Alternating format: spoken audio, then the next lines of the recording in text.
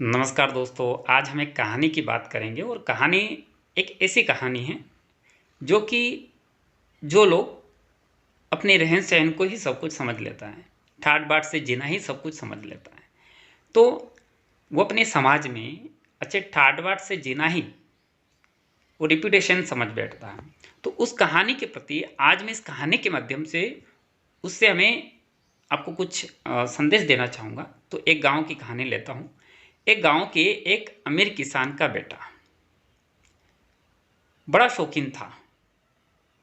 एक गाँव का एक अमीर किसान का बेटा था और वो बड़ा ही शौकीन था। वो हमेशा अच्छे कपड़े पहनता और ठाट-बाट से जीना पसंद करता। वो हमेशा लाइफ में बस उसका यही तरीका था कि हम अच्छे कपड़े पहनेंगे, ठाट-बाट से जिएँगे, बस तो हमारी रेपुटेशन रहेगी। तो वो हमेशा अच्छे कपड़े पहनता और ठाट-बाट से जीना पसंद करता था। वो सोचता था कि समाज में इज्जत और प्रतिष्ठा प्राप्त करने के लिए ठाट-बाट से जीना ज़रूरी है। जैसे कि आजकल के नवयुवक, आजकल के जो जितने भी नवयुवक हैं, वो ये सोचते हैं कि हम अच्छे कपड़े पहन लें और ठाट-बाट से शान से जिएँ, हमारी रेपुटेशन होगी। तो क्या उससे रेपुटेशन होती है? तो हम इस कहानी के माध्यम से ये बता रहे हैं।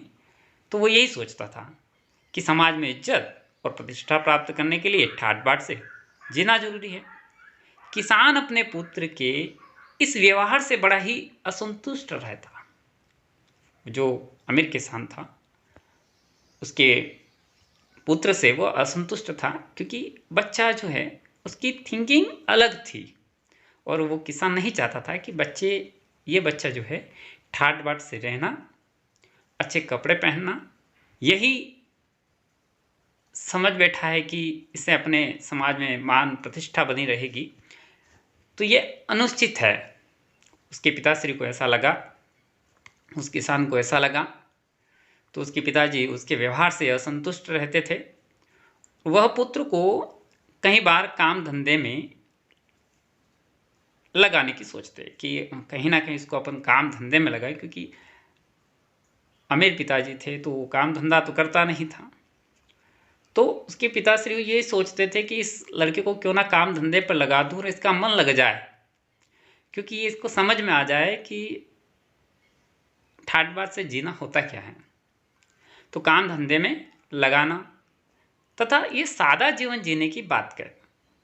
किंतु पुत्र उसकी एक ना सुनता। उसके पिताजी जो है वो काम धंधे की बात करते हैं और काम धंधे पर लग जाए और उस चाहते हैं कि वो काम धंधा करें और ये भी चाहते हैं कि वो सादा जीवन जिए। तो उसके पिताजी यही उसको सजेशन दे रहे हैं, समझाने का प्रयास कर रहे हैं। तो वो जो लड़का है उस अमीर पिता की एक नहीं सुनता। एक दिन किसान ने पुत्र को पाठ सिखाने के उद्देश्य से, यानी जो किसान था, कि ये ऐसे बात नहीं मानेगा, तो क्यों ना हम इसको कुछ ऐसा काम दें जो ये खुद समझ जाए। तो किसान अपने पुत्र से बोला, बेटा, हमारे पास पैसों की कमी पड़ गई है, मतलब हमारे पास जो है पैसे खत्म हो गए हैं। तुम जरा इस जो अपनी गाय है तुम जरा जो अपनी गाय है इस गाय को बाजार में अच्छे पैसों पर, यानी कि अच्छे दामों पर बेचो, यानी कि बेच आओ। तो उसके पिताश्री ने उसको उसकी जो गाय थी वो मार्केट में बेचने के लिए कहा है कि अच्छे दामों में बेच आओ। तो पुत्र उस सजी धजी गाय को लेकर नगर के बाजार में बेचने गया। यानी कि पहले उसकी पिताश्री ने अच्छी सी गाय सजा दी, अच्छे से श्रृंगार कर दिया उसका, और अच्छी श्रृंगार करने के बाद कि अब इस गाय को बेचाओ। तो लड़का उस श्रृंगारी हुए गाय को लेकर के, सजी धजी गाय को लेकर के नगर के बाजार में बेचने गया। जब वो नगर के मतलब बेचने गया बाजार में, तो पुत्र उस सजी धजी गाय को लेकर के गया ना, तो हुआ क्या। अब बाजार में बेचने तो गया वो, लेकिन वहाँ क्या हुआ, वह सभी ग्राहक उस गाय की सजावट ना देख करके उस पुत्र से पूछते हैं, उस अमीर पिताजी के लड़के से पूछते हैं कि गाय कितना दूध देती है। अब वो तो गाय सजा करके ले गए थे कि अच्छे दामों में बिक जाएगी, लेकिन वहाँ के जो लोग थे, जो लोग ने जिस गाय को देखा, लेकिन लोगों ने उस गाय को नहीं देखा, लेकिन उस लड़के से ये पूछा कि ये गाय कितना दूध देती है। आखिर में ऐसे चलते चलते उस लड़के को शाम हो गई, किंतु कोई ग्राहक उस गाय को अच्छे दामों पर खरीदने को तैयार नहीं हुआ। किसी ने भी नहीं खरीदी उस गाय को। किसान का पुत्र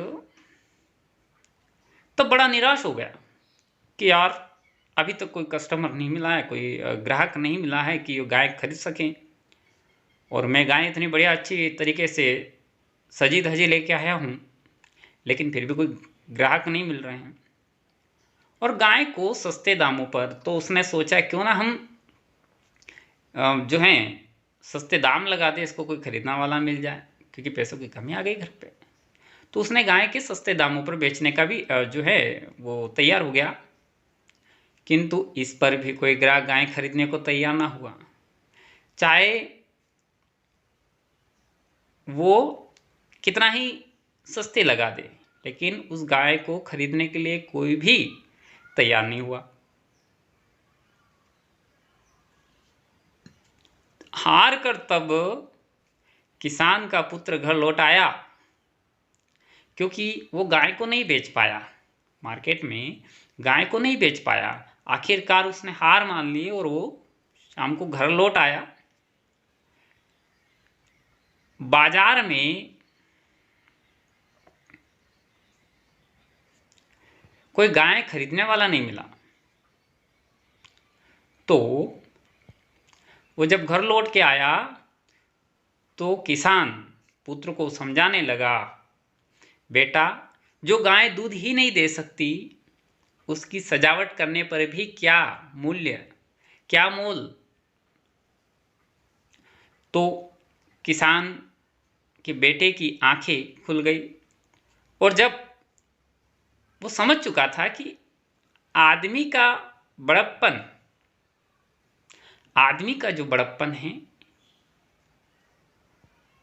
वो गुणों से होता है, अच्छे ठाट बाट से जीने में नहीं होता। क्योंकि वो समझ में आ चुका है, क्योंकि ठाट बाट से रहना ये कोई मोल नहीं है।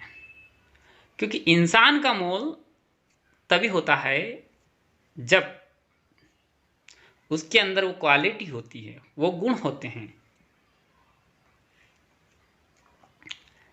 तो तब उसकी बेटे की आंखें खुल गई और वो समझ चुका था कि आदमी का जो बड़प्पन है वो गुणों से होता है, वो विभिन्न प्रकार की वेशभूषा से नहीं होता।